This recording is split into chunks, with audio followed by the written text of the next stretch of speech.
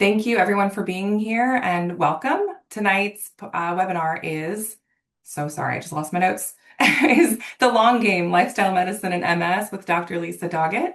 My name is Kate Durack and I'm the Director of Communication and Patient Focus for the MSIN program for MSAA. I also live with MS and I was diagnosed 10 years ago. I am honored to be your host for tonight's program. In case this is your first time joining us for one of our programs, I'd like to share information about MSAA and review housekeeping items. MSAA is a national nonprofit organization dedicated to improving lives today through vital services and support for the MS community.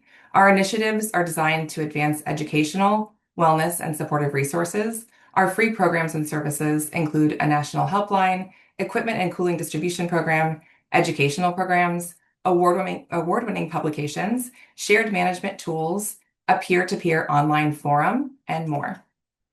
For more information about all of that, please feel free to visit our website at mymsaa.org. During tonight's program, you'll have the opportunity to submit your questions by using the Q&A chat box. As time permits, questions will be addressed during the Q&A portion of tonight's webinar.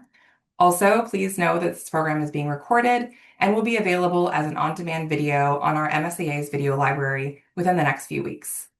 At the end of the program, we ask that you please complete a brief survey. Your feedback is extremely important and it helps us develop future content and programs, and the link to that survey will be included in the chat box. And just as a friendly reminder, this program is for educational and informational purposes only and does not constitute formal recommendations. Please speak with your care team for specific questions or concerns. And with that, I get to welcome you to our webinar. We are so glad you're here. And this evening, we're exploring an aspect of MS that can be deeply impactful, yet often overlooked. And that's how lifestyle medicine can play a meaningful role in living well with MS. I am absolutely thrilled to be joined by Lisa Doggett, who is a physician and leader in lifestyle medicine. Lisa brings a thoughtful, practical approach to integrating evidence-based lifestyle strategies into everyday life, and her perspective is both accessible and grounded in a real-world experience. I hope that you all will find this presentation insightful, encouraging, and full of actionable takeaways. And with that, I will turn it over to Lisa. Great. Thank you so much, Kate, and thank you to the MSAA for having me on tonight. I'm going to share my screen and jump right into our presentation. All right. So just a little bit more about me. I'm based in Austin, Texas. I am a physician. I'm board certified in lifestyle medicine as well as family medicine and obesity medicine. I have started a wellness program at the University of Texas Dell Medical School's MS and Neuroimmunology Center, where I continue to lead a wellness program. I also serve as medical director, or actually chief medical officer for Sendero Health Plans, which is a new role for me. I'm the mom of two daughters, and I have lived with MS since 2009. So I definitely bring that lived experience to my presentation and see all of this is through the lens of having MS and being a patient and MS warrior myself. I'm also an author. I published a memoir back in 2023 called Up the Down Escalator: Medicine, Motherhood, and Multiple Sclerosis. It is about my journey as a physician turned patient while I was raising two little girls and also running a clinic for people without insurance. I hope you'll check it out. I've had great feedback from people that have read it. It's available on Audible as well, and I got to narrate it, the audiobook, so that was kind of fun. But it's also available at all the usual places, including Amazon. So before we jump into my ideas and the evidence on lifestyle medicine, I definitely want you to know this disclaimer, and that is that the information shared in this talk is intended for education and discussion. It is not meant to replace routine medical care. So please discuss any lifestyle or treatment changes with your physicians and your healthcare team. So here's my plan. I'm going to define lifestyle medicine and explain its importance. We will review the 6 pillars of health of lifestyle medicine, their relevance to MS, and my specific recommendations, which come from a lot of evidence and a whole lot of study of this topic. The 6 pillars of health that we're going to talk about are physical activity, nutrition, sleep, stress management, avoidance of risky substances, and connection. I will go on a short tangent and talk briefly about vaccines, and then I'm going to share some strategies for incorporating healthy habits into your life.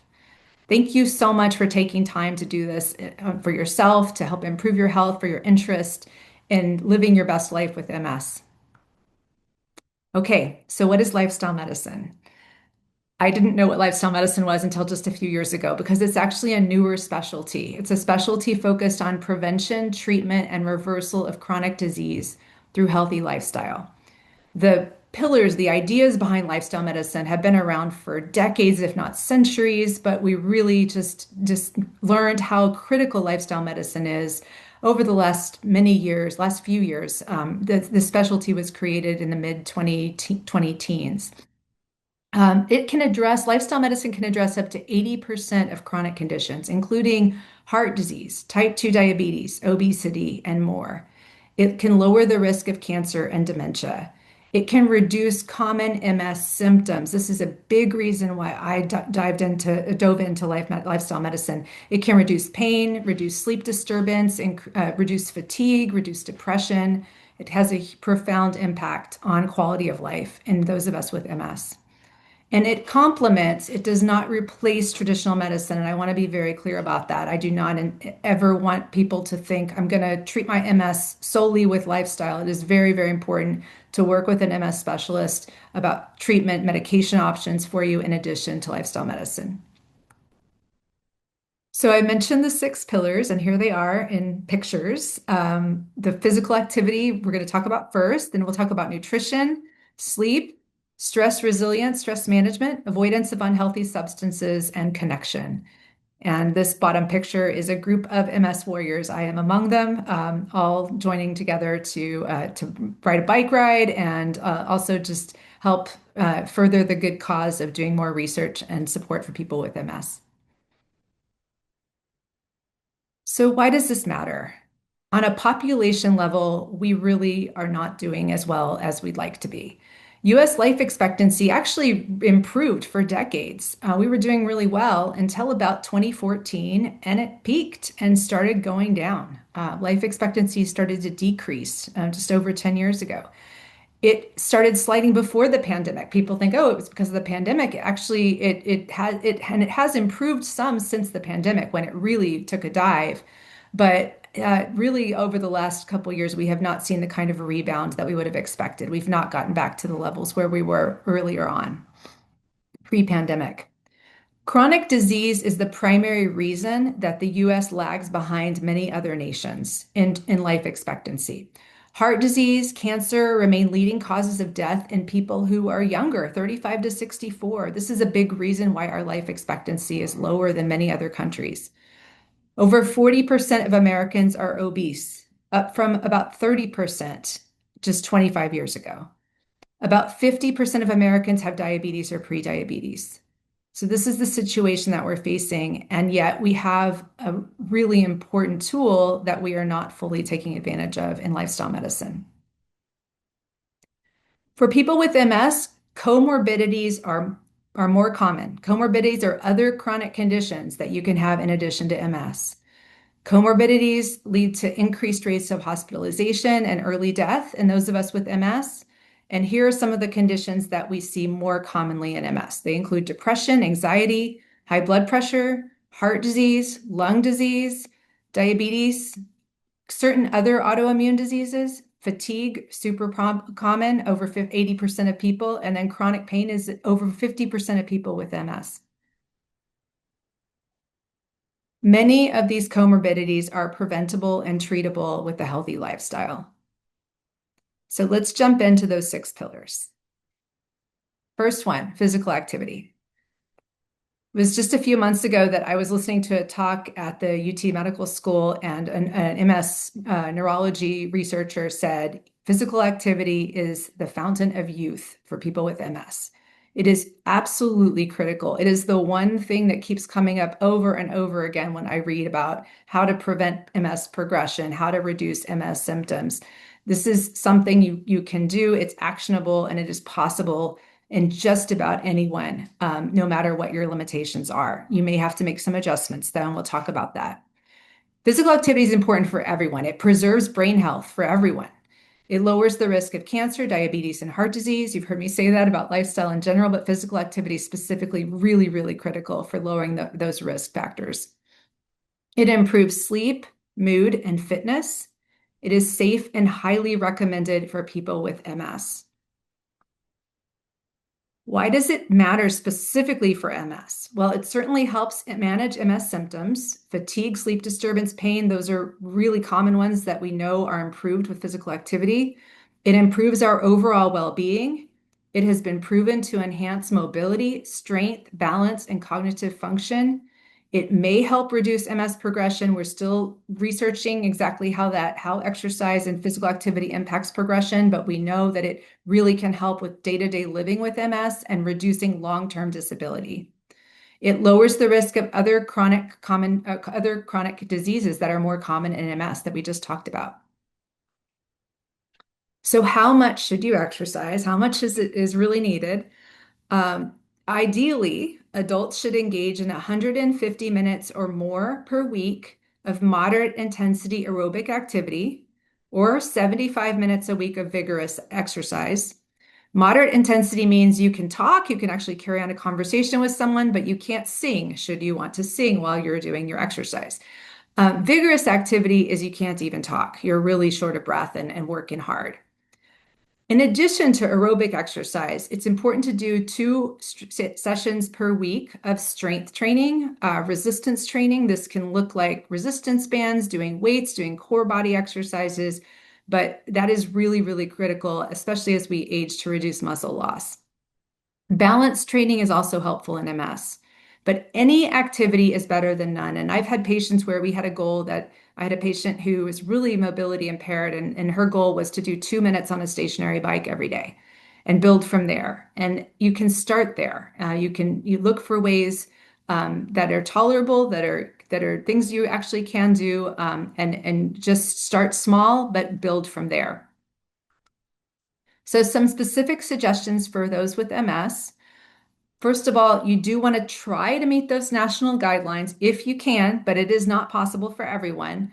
Keep in mind that any activity is better than none. That woman that I had as a patient who was doing 2 minutes a day on her stationary bike, that is much better than nothing. She's getting some significant health benefits just from that. You want to be aware of safety concerns due to your symptoms. So if you have heat that makes you weak, or you have foot drop that leads to falls, you do need to look for accommodations and adjust your activities so that you don't put yourself in harm's way. You want to make sure you're staying safe while remaining active. So break up your exercise maybe into shorter sessions if you're getting overheated, or use a fan, drink cold water, try exercising in a pool. A lot of people who have mobility challenges will feel so good in a pool because they can move in ways they can't on land. Work with a professional, a physical therapist or an athletic trainer for customized plans, especially if you have significant disabilities.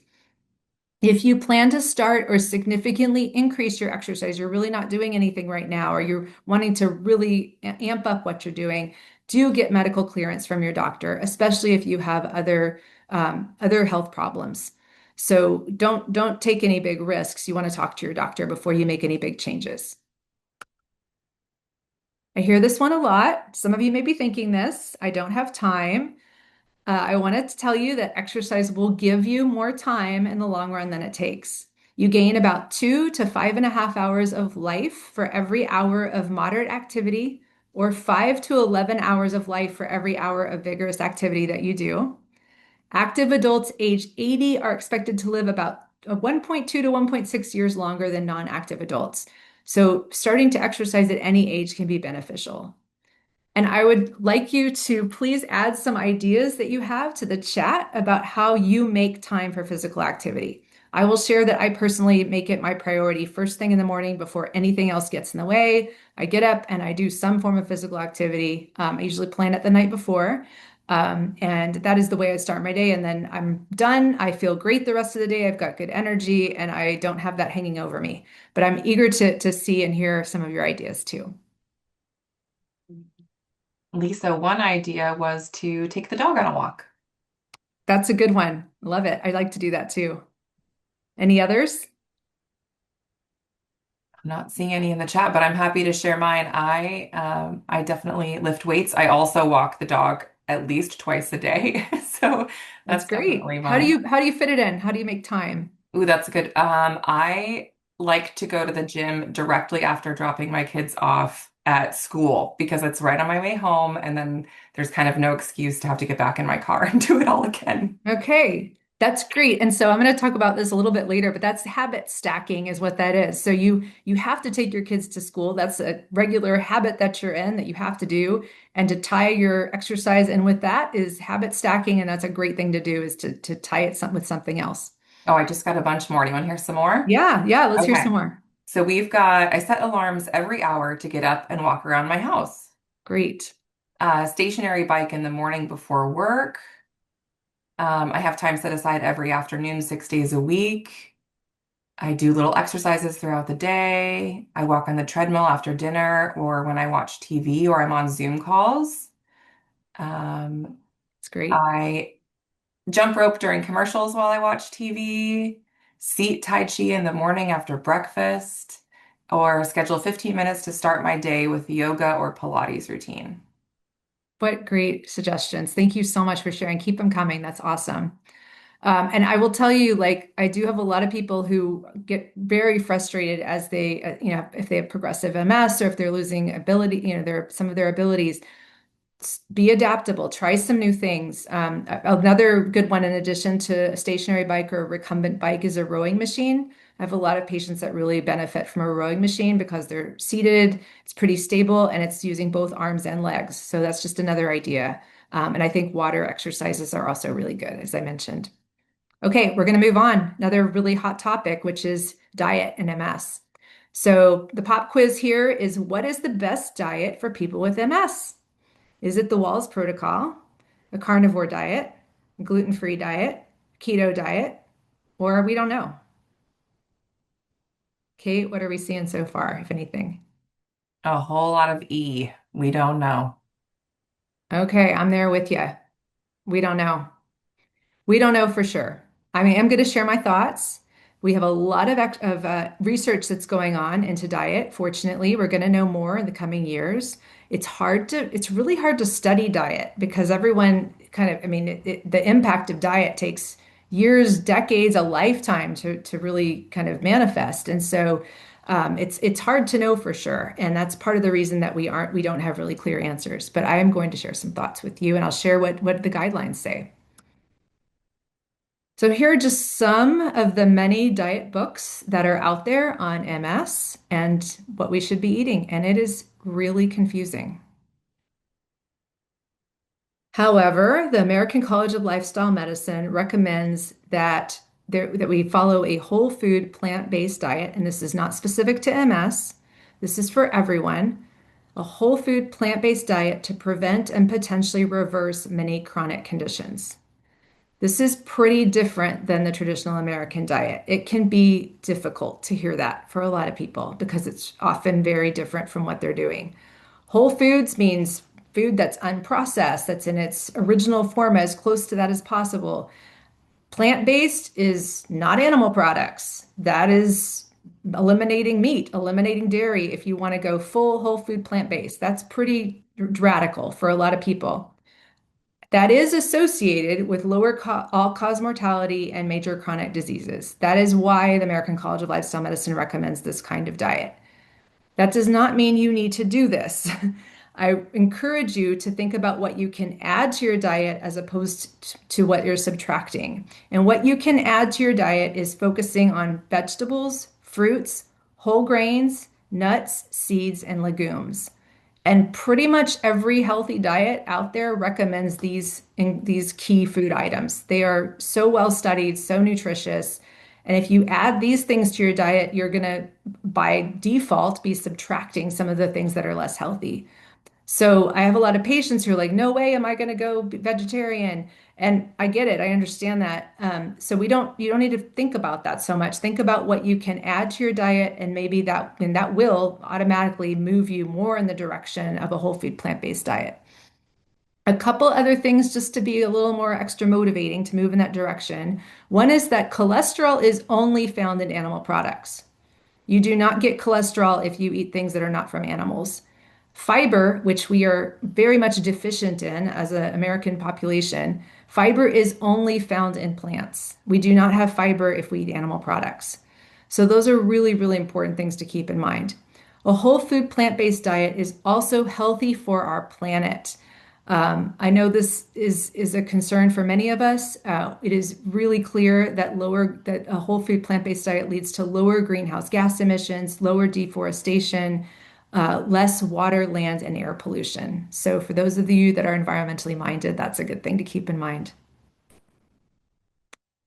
So the dietary impact on MS symptoms is there's still a lot of unknowns. There's one study, and I learned about this study when I attended the ECTRIMS conference, which is a huge conference every summer, or actually end of summer, early fall. This year it was in Barcelona, and they had a great lecture on diet and MS. And they raised this particular study as an example because it's a really large study that was important. And they'd surveyed almost 7,000 participants. They looked at overall healthy lifestyle, so a healthy diet, physical activity, and not smoking. And this was associated with a 30% lower rate risk of fatigue and 40% less likely to have pain among people with MS. Eating more fruits, vegetables, whole grains, and lower amounts of sugar and red meats was associated with less severe depression and a 20% lower risk of severe disability. So again, there's a lot of research ongoing. There's a lot of studies out there already. There's not a lot of clear guidance, but we are definitely getting more and more of a nudge to head more in that direction of whole food, plant-based. Certainly more fruits and vegetables doesn't hurt. I want to mention the new dietary guidelines because if you are a news junkie like me, you probably have heard about these. They just came out in the last like week to 2 weeks. The new dietary guidelines for Americans for 2025 to 2030 have some core recommendations. The kind of tagline is to eat real food, so whole food, eat more fruits, vegetables, whole grains, beans, nuts, and healthy fats. So some similarities there. Limit added sugars, sodium, and saturated fat. Prioritize proteins from both plants and animals. And this is where some of the pushback's coming in, as well as some of the guidance on saturated fat. So there have been a lot of critiques of the guidelines. So the specific critiques include that there's an overemphasis on full fat dairy, red meat, and animal sources of protein that have high saturated fat. And we know that high saturated fat is linked with cardiovascular progression, increased risk of strokes and heart disease. And there's a huge environmental impact when you eat more animal products. As I mentioned, climate and sustainability are a big deal and were not addressed in these guidelines. And then the other kind of significant issue that's been overlooked and not something you're going to know if you read the guidelines directly, but there's been a lot of industry influence. So about 2/3 of the people who did the reviews for these guidelines had financial or other ties to the meat and dairy industry. So important to just take all of this with a grain of salt. Or, aha, that was a no pun intended there. We don't want salt. Okay, if you're confused by all the noise and conflicting advice, which I think it is very confusing, and I read about it a lot and I still have so many questions, but I think you can definitely go with these 3 tips. And your diet and your health will be better for it. So the first one is to avoid ultra processed meat. So if you want to keep eating meat, okay, so be it, but avoid ultra processed meat. Ultra processed meat is stuff that's in a package, like sausage, bacon, sandwich meat in packages, like in the deli section. Throw them out. They are known to be carcinogenic and are very unhealthy. They often have a lot of added salt and a lot of saturated fat. Number 2, drink mostly water or unsweetened coffee and tea. That is the healthiest beverage for you. You want to minimize sugar sweetened beverages, which include soda, sports drinks, juice, etc.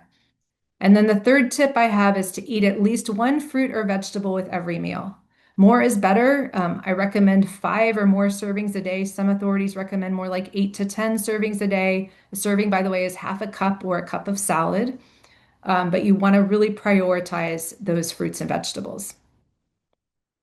Okay, I want to really put a plug in for this great resource from MSAA.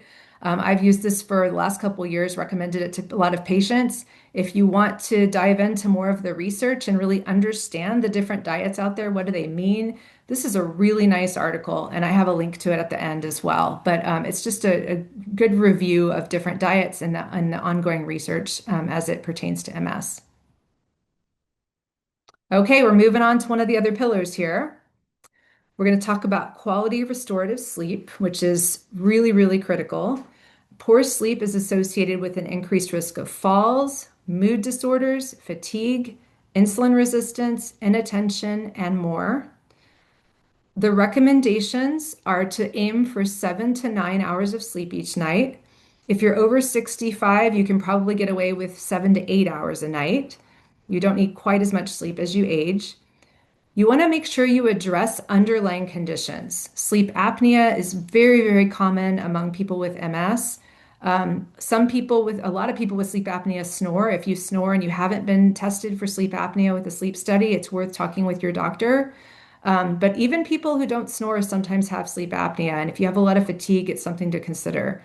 Also, other conditions like chronic pain from MS or something else, anxiety, those can lead to a lot of problems with sleep. So, making sure you talk with your doctor and address those issues, it will really improve your sleep. You don't want to automatically turn to sleeping pills. I think we do this too often, and we doctors are part of the problem. I think we are often rushed when we're seeing patients. Patients expect to get a sleeping pill. We give them a sleeping pill. We don't have a long discussion about the other things they could do. But sleeping pills have a lot of risks, especially with long-term use.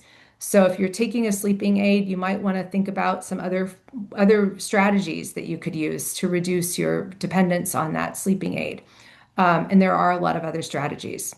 One really important thing to do is to avoid caffeine in the afternoon and evening. Caffeine can stay in your body. The half-life is 6, 8, sometimes even 10 hours. It can have a really big impact on sleep. So that's critically important for a lot of folks. People are different. Some people can do fine with caffeine later in the day, but a lot of us, like me, are very sensitive to it. You also want to minimize and avoid alcohol, especially before bed. Um, Alcohol is something that I know people use as a sleep aid sometimes because it makes you tired, but it actually interferes with your quality of sleep. And we're talking about quality restorative sleep, not just sleep overall. We want to make sure you really are getting good restful sleep. And alcohol makes that a lot harder. You also want to remember good sleep hygiene. That means keeping a consistent sleep schedule. So waking up and going to bed at the same time. Using your bed for sleep and sex only. You don't want to be in bed on your phone. You don't want to be in bed on a computer or eating or just hanging out. You really want to try to use your bed for sleep. And you want to optimize your sleep environment. And generally that means to keep your bedroom cool with cool temperature. You want it to be dark and you want it to be quiet. And this picture, by the way, is my dog who doesn't have any problem with sleep, but she likes to sleep on our pile of laundry, as you can see here. Okay, so I've got a pop quiz for you. What should you do if you can't sleep for more than 20 minutes in the middle of the night, or if you're waking up and you can't fall back asleep? Should you read something boring on your phone?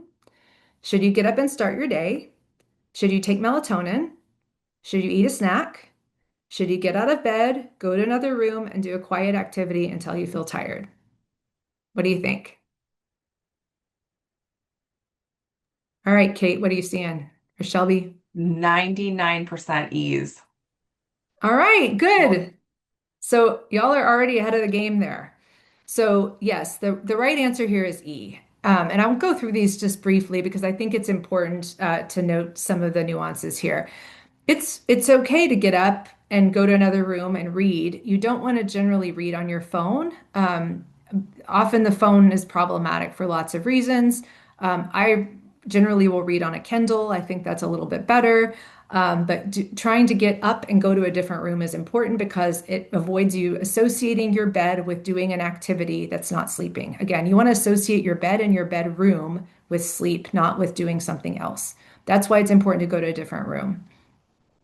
If you get up and start your day, you might consider doing that if you're getting 7 hours of sleep and you're feeling reasonably refreshed. So if you're going to bed at 9 o'clock and waking up at 4 o'clock in the morning, it might be reasonable to start your day.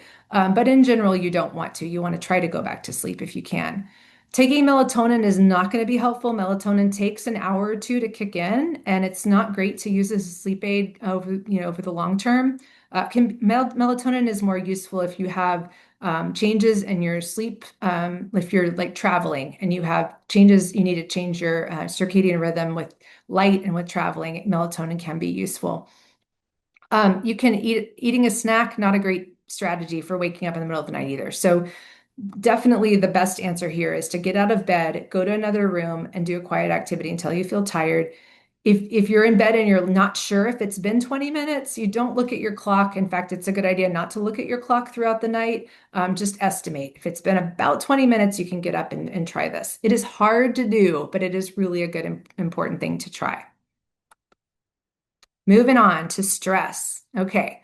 So excessive stress can contribute to anxiety, depression, obesity, immune system problems, and more. It is a true health issue, and stress levels have been climbing over the last 3 decades. Almost 50% of Americans say they frequently experience stress. I'm sure this is really relatable to a lot of you. It certainly is for me. Stress is inevitable, but we can control our response. MS creates stress. Here's a picture of me about to get my MRI a couple years ago. And certainly having to deal with doctor's appointments and labs and potential MS progression, the uncertainty, and people not understanding. Those are all really, really hard, and they create a lot of stress and conflict at times. MS also creates pain and fatigue. It can create heat intolerance, disability, unpredictability, as I mentioned, emotional distress, social isolation. It impacts the person who's sick, but it also impacts your care partner. It impacts the people that are close to you. It can create quite a lot of stress. So, what do you do? There's not really a perfect answer here, but I think being aware of stress, being aware of its impact on you, hey, use MS as an excuse if you need to, in order to do the things that you need to take care of yourself and reduce your stress. But prioritizing stress management is really, really important. So, just some ideas: relaxation, music, exercise, dance, yoga, all great ideas to reduce stress.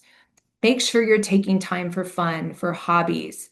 If you are unable to do a hobby that you used to, maybe because of MS or because of age or something else, find a new hobby. It's certainly possible to pick up new interest as you age and try new things.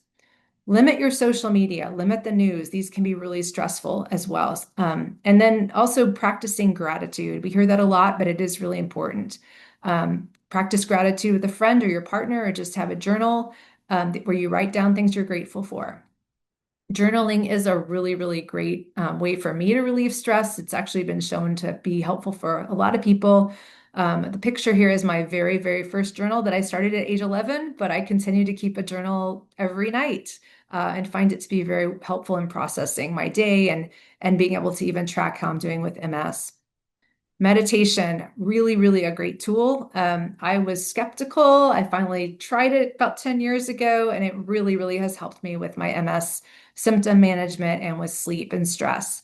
Mindfulness-based stress reduction, or MBSR, is a form of meditation where there are classes you can take. It's very, very useful in terms of being able to reduce pain, depression, as well as improving sleep quality and reducing stress.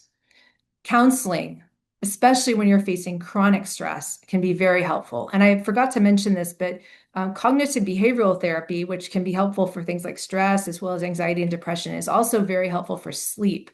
Cognitive behavioral therapy for insomnia is one of the best strategies out there for addressing sleep issues that have to deal with like insomnia. And then finally, you want to incorporate those other pillars of health into your life. So thinking about diet and exercise, these can be really, really helpful in stress management. So what are your best tips? I'd love to have some other ideas that you put in the chat. Yeah, just share some of your best stress management tips. And I'll pause for just a second, Kate, if you've got some yourself or if you see some coming up. I am seeing meditation, reading, Meditation, coloring. reading. Yep, I'm a fan of both of those.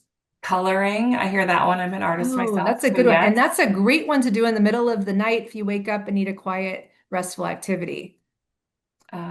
Deep breathing, Yes. listening to music, taking naps, cooking, meeting with friends, crossword puzzles, listening to classical music, going outside. Great. Yes, absolutely. Being out in nature is a really good one. So I like that. These are all great. Thank you. Yeah, these are absolutely great. Knitting, lots of hobbies. So this is Yes, wonderful. good. Wonderful. Okay, so let's move on. Avoidance of risky substances. This is one of the key pillars of lifestyle medicine. And I don't think it's surprising that it is because these are just so, so important. We know that tobacco and excessive alcohol increase the risk of chronic disease, of cancer, and early death. Even small amounts of alcohol, we've learned just in the last year or two, can increase the risk of dementia and cancer.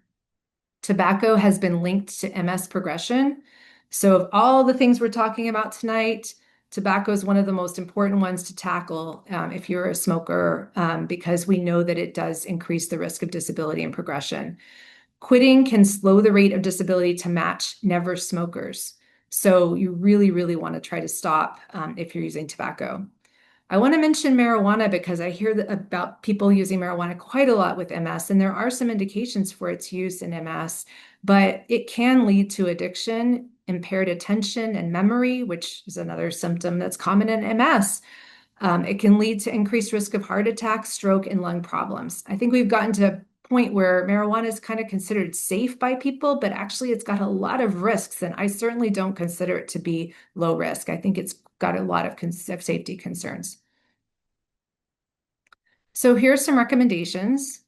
If you smoke, you can still benefit from quitting at any age. You want to avoid or limit alcohol. You want to avoid or limit recreational marijuana use.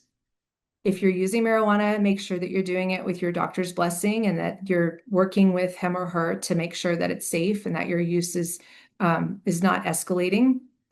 Consider interactions of substances with other medications. And if you're having a concern, you want to enlist the help of someone else. Talk to your doctor, get help from friends and family, get a counselor, get a support group. Don't try to go it alone. Tackling a substance use problem can be really, really tough. Okay, moving on to the last pillar of lifestyle medicine. This is my very favorite one, and it's social connection. I didn't really think about this so much as a health issue when I was practicing in community clinics years ago, but social connection is absolutely critical for good health. Isolation's been associated with an increased risk of stress, infections, heart disease, dementia, mental health problems, and even early death. Positive social relationships improve physical, mental, and emotional health. So I think this is the last pop quiz for you. True or false? As we age with MS, loneliness and social isolation are inevitable. What do you think?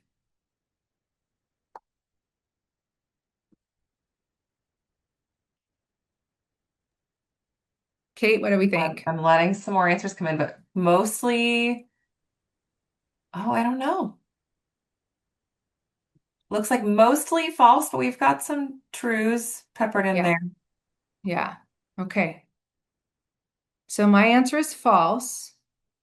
As we age with MS, connecting with others may take more effort, but loneliness and social isolation are not inevitable. There are things you can do, but it can feel like a lot more effort and it can be much more challenging. So, how do you increase social connection?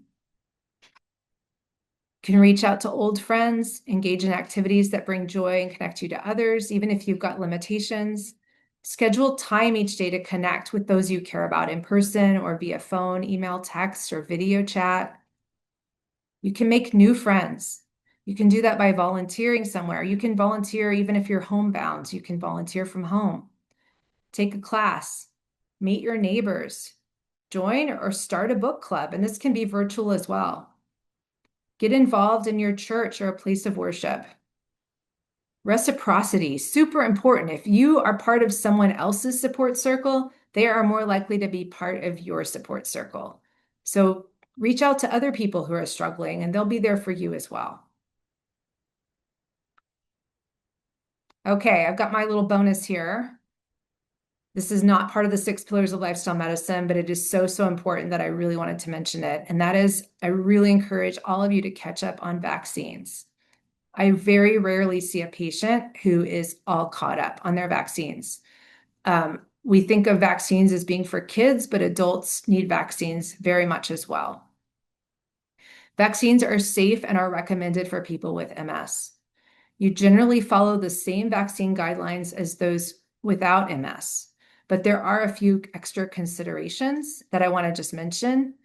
Most vaccines are not considered live vaccines, but if you take immunosuppressing medications like Ocrevus or Briumvi, Kesimpta, there are a bunch of them, you want to avoid live vaccines. The live vaccines include things like the MMR measles vaccine, which most of us have already received and don't need to have again.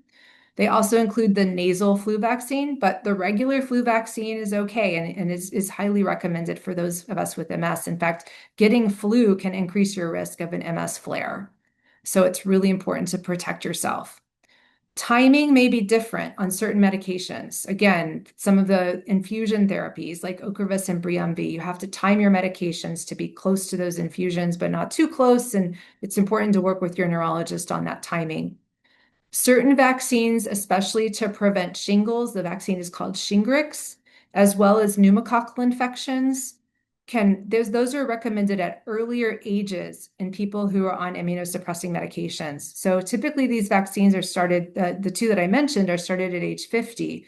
But if you're on certain immunosuppressing medications, it's recommended to get them earlier. Talk with your doctor. Your doctor may not be fully up on the vaccine recommendations, so they may need to do a little bit more research. But it is important to educate yourself and to advocate to get the vaccines that you need to get in order to fully protect yourself. Also, get other people in your household to get vaccinated, because if you can't get vaccinated for some reason, or you have a bad reaction or an allergy or something, the people around you are, if they're vaccinated, they're much less likely to pass on an infection to you. They're much less likely to get sick and pass something on.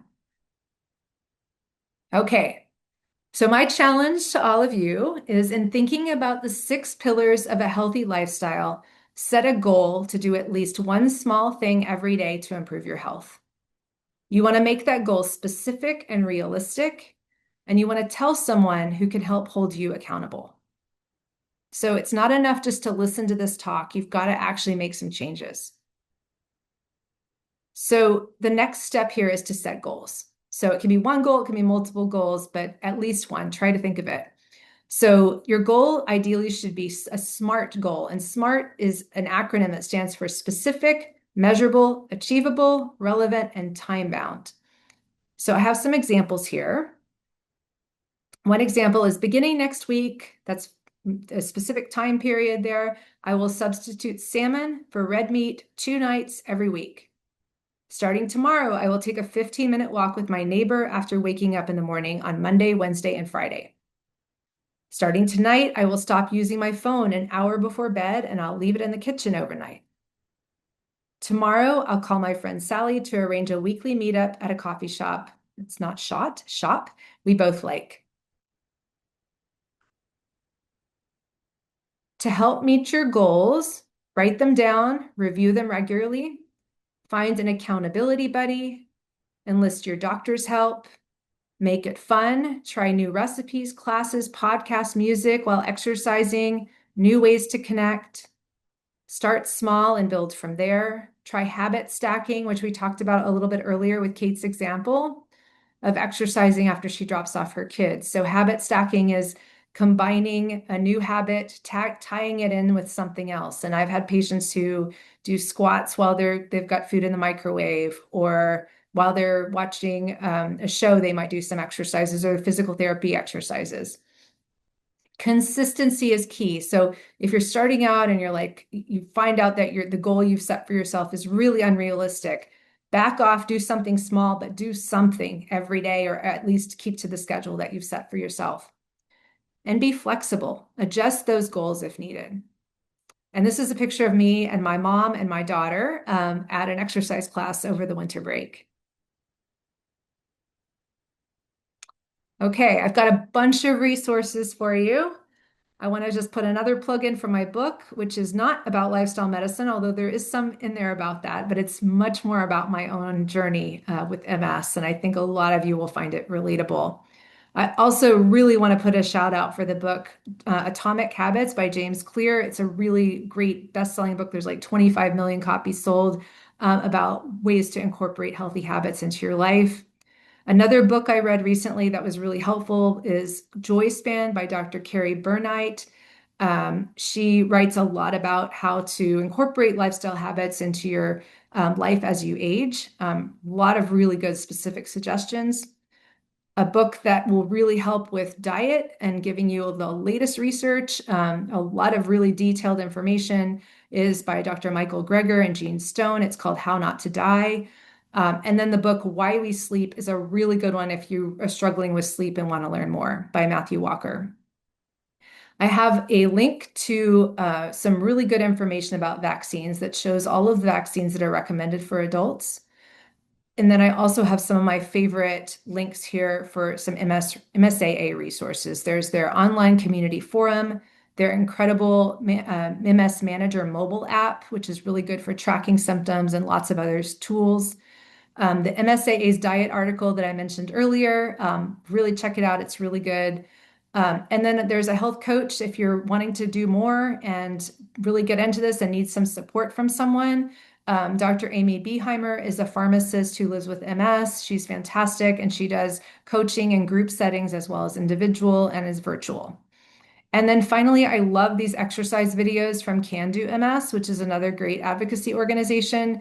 They have videos for people who are super active and fit and mobile and can do everything. And then they have really good exercises for people that have significant limitations in a wheelchair and everything in between. So you can really like look through their videos and find something that will suit you. I also have an e-newsletter that I would encourage you to sign up for.